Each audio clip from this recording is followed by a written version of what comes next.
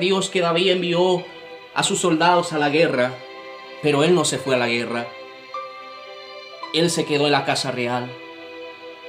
Y dice la palabra de Dios que sucedió un día al caer la tarde, que se levantó David de su lecho y se estaba paseando sobre el terrado de la casa real, y vio desde el terrado una mujer que se estaba bañando, la cual era muy hermosa. Y envió David a preguntar por aquella mujer, y le dijeron: aquella es Betseba, hija de Eliam, mujer de Urías Eteo. Entonces David se enamoró tanto de aquella mujer que envió David mensajeros y la tomó por mujer, y se durmió con aquella mujer. David cometió dos pecados ahí. El primer pecado que cometió, David cayó en pecado, cayó en adulterio. David, en vez de estar en la guerra, él paró. Él se quedó en la casa real y el enemigo le vino a tentar, y ahí cayó en adulterio, ahí cayó en la trampa. ¿Por qué? Porque él paró de ir en la guerra. Y dice la palabra de Dios que David quería tapar el pecado que había cometido, que le dijo a Urías para que durmiera con su mujer, para que descansara. Pero Urías no quería descansar. Urías quería estar en la guerra. Y David, como viendo que no le quedaba otra solución de cómo tapar el pecado que había cometido, mandó a colocar a Urías. Mandó a colocar a Urías en lo más recio de la batalla.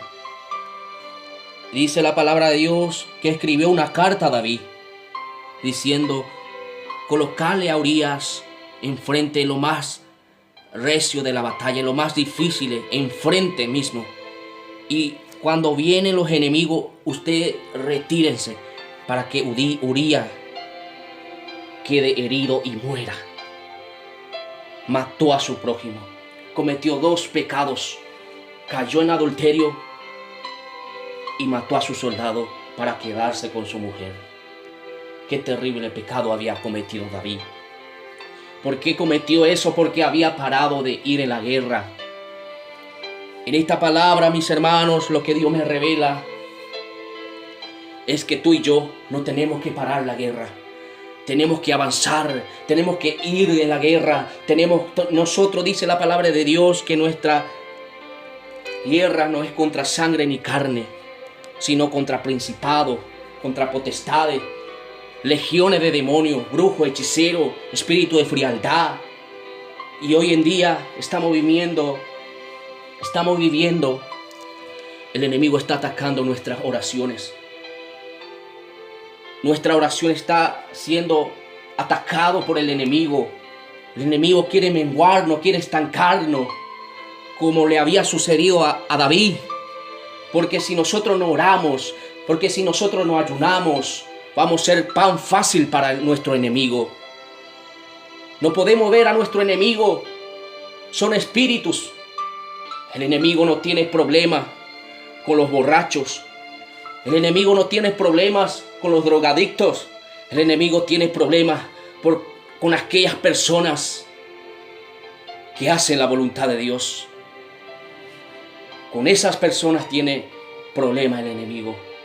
Con los hijos de Dios que oran, que ayunan por las almas, que congregan, que procuran por la salvación, que hacen la voluntad de Dios. Con aquellas personas el enemigo tiene problema. Y nosotros tenemos que avanzar y no estancarnos. Tenemos que pelear la buena batalla. Tenemos que seguir adelante.